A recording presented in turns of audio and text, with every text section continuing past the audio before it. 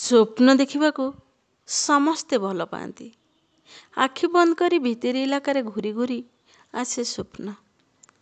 ଶାନ୍ତ ଭାବରେ ଚୁପଚାପ ସ୍ୱପ୍ନରେ କେବେ ସବୁ କିଛି କରିପାରିବାର ଇଚ୍ଛା ତ କେବେ କିଛି ନ କରିବାର କଷ୍ଟ। କେବେ ଭବିଷ୍ୟତରେ ସ୍ୱର୍ଗ ସୁଖ ହାତ ପାହାନ୍ତାରେ ତ କେବେ ବର୍ତ୍ତମାନ କଣ୍ଟକମୟପୂର୍ଣ୍ଣ ଲହୁ ଲୁହାଣ। ସେ ଯାହା ବି ହେଉ ସ୍ୱପ୍ନ କିନ୍ତୁ ସମସ୍ତେ ଦେଖନ୍ତି।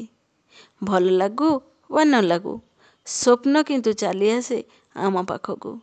ବେଳେବେଳେ ଏଇ ସ୍ୱପ୍ନ ପାଇଁ ଆମେ ବହୁତ ଆଗକୁ ଯାଉ। ସବୁ କିଛି କରିପାରିବାର ଅଦମ୍ୟ ସାହସ ମନେ ସଞ୍ଚାର ହୁଏ। ଆପଣା ଛାଏଁ ଆଗକୁ ଯିବାକୁ ପଥ ପରିଷ୍କାର ହେଇଯାଏ। ସେତେବେଳେ ଆମେ ବହୁତ ଖୁସି ହେଇଯାଉ।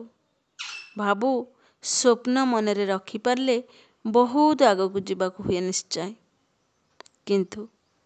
କିନ୍ତୁ ଏଇ ସ୍ୱପ୍ନ ଯେତେବେଳେ ଭାଙ୍ଗିଯାଏ, ଆଖି ଖୋଲିଦେଲେ ଚାରିଆଡ଼ ଆମର ସଫା ପରିଷ୍କାର ହେଇଯାଏ। ବାସ୍ତବ ଜୀବନ ଜଞ୍ଜାଳମୟ ପୂର୍ଣ୍ଣ ହୋଇଯାଏ। ସଂସାରର ପଥରେ ସମ୍ପୂର୍ଣ୍ଣ ଅଲଗା ନିଶ୍ଚକ ବାସ୍ତବିକ ରୂପ ଆଖି ଆଗରେ ଆସିଯାଏ।